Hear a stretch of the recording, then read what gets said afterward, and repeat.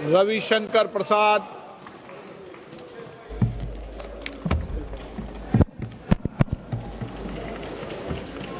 माननीय अध्यक्ष जी,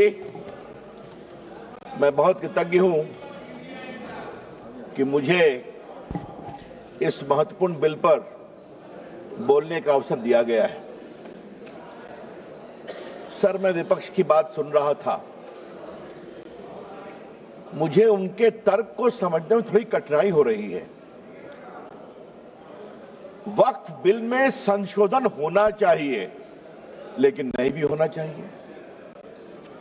ये दोनों तर्क कैसे चलेगा? सबसे पहले बात थोड़ा संविधान की कर लेते हैं। आजकल लाल किताब बहुत घूमती है। जब भी कोई विषय होता है, संविधान की लाल किताब दिखाते हैं। सर, हम संविधान की हरी किताब लेकर के आए हैं जो संसद में रखी हुई है, तो मैं इसी को दिखाऊंगा आज। सर, भारत के संविधान के मौलिक अधिकार में धारा 15 है। धारा 15 में लिखा हुआ है कि महिलाओं के साथ कोई विभेद नहीं होगा और सरकार महिलाओं के विकास के लिए कानून बना सकती है। तो अगर यह वक्फ बिल देश की खवातीनों के विकास के लिए, वक्फ में उनकी भूमिका के लिए यह कानून लाया जा रहा है, तो यह कानून गैर संवैधानिक कैसे हो गया भाई? सर, संविधान की धारा 15 में यह भी लिखा हुआ है कि सामाजिक रूप से पिछड़े वर्ग के लोगों के विकास के लिए सरकार कार्रवाई कर सकती है। यह सच्चाई है। Honorable member, please. मैं जिस प्रदेश से आता हूं, Honorable member, please be seated. Honorable member, sir, जरा लोगों को बैठा please be दें। seated. Honorable member, जरा बैठ जाएं। Honorable member, मैं भी आग्रह करूंगा। see the back to the chair. Please be seated. Venugopal जी, जरा मैं बोल रहा हूं, आप भी सुन लीजिए। Mister Venugopal, Yes. Mister Venugopal ji, I am speaking, kindly have some attention to me. बैठिए। सर, मैं ये कह रहा था कि मैं जिस प्रदेश बिहार से आता हूं, वहां बहुत सारे पिछड़े मुसलमान हैं। उत्तर प्रदेश में भी हैं, पसमंदा कहते हैं हम, कई कैटेगरी के हैं। उनको वक्फ के मैनेजमेंट में अवसर नहीं मिलता।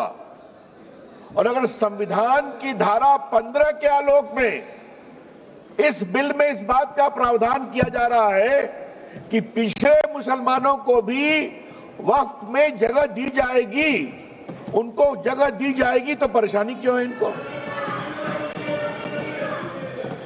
और सर,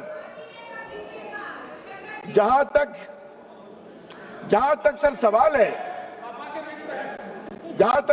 है सर, मैं ये बताना चाहता हूं कि संविधान की दुहाई का जवाब मैं संविधान से ही दे रहा हूं।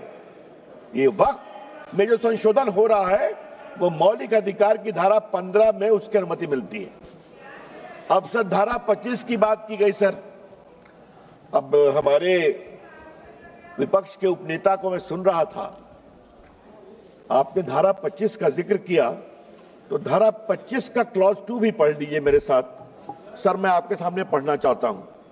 Nothing in this article shall affect the operation of any existing law or prevent the state from making any law regulating or restricting any economic, financial, political or other secular activity which may be associated with the religious practice। तो अगर वक्फ की जमीन बर्बाद हो रही है, अगर वक्फ की जमीन लूटी जा रही है, अगर वक्फ की जमीन हड़पी जा रही है, तो संविधान की धारा 25 यह अधिकार देता है कि कानून बन सकता है। कृपया करके कोई, अगर आप धारा संविधान की कोट करते हैं, तो पूरी की पूरी कोट करें। सर, मैं प्रावधानों पे आने के पहले एक और बुनियादी बात उठाना चाहता हूं। वक्फ के माने क्या है सर? माननीय मंत्री जी ने विस्तार से बताया है। Waqf is not a religious body. Waqf is just a statutory body.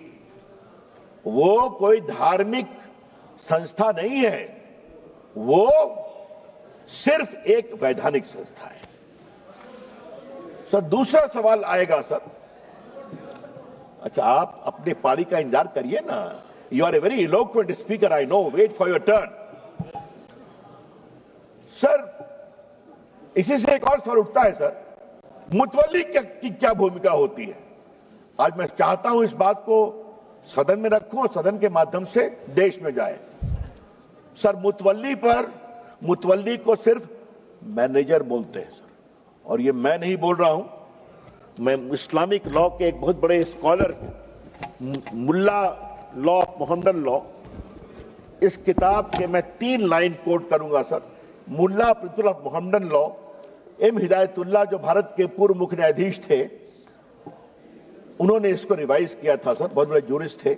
और मैं इसके सिर्फ एक पैराग्राफ को पढ़ूंगा sir. Para 202, mutawalli, under the Mohammedan law, the moment a waqf is created, all rights property pass on the waqif and vest in the Almighty. The mutawalli has no right in the property belonging to the waqf. The property is not vested in him. He is not a trustee. He is merely a superintendent or a manager. तो मुतवल्ली साहब ये 8 लाख की property के खाली manager हैं, और क्या हो रहा है? तो क्या सरकार खामोश है? अगर वक्फ देने वाले की प्रॉपर्टी लूटी जा रही है तो क्या खामोशी चलेगी सर? ये तो नहीं चलेगी।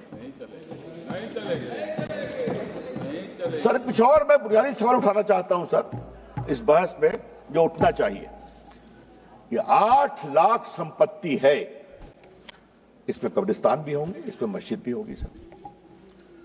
आज मैं ये सवाल इस संसद के सामने उठाना चाहता हूं, कितने स्कूल बने वक्फ की संपत्ति पर, कितने अस्पताल बने वक्फ की संपत्ति पर, कितने स्किल सेंटर खुले वक्फ की संपत्ति पर, कितने अनाथालय खुले वक्फ की संपत्ति पर, कितनी बेवा विधवा बेटियों बहनों को सिखाए गए सिलाई कढ़ाई जीने का तरीका गिनतियों पर भी आएगा।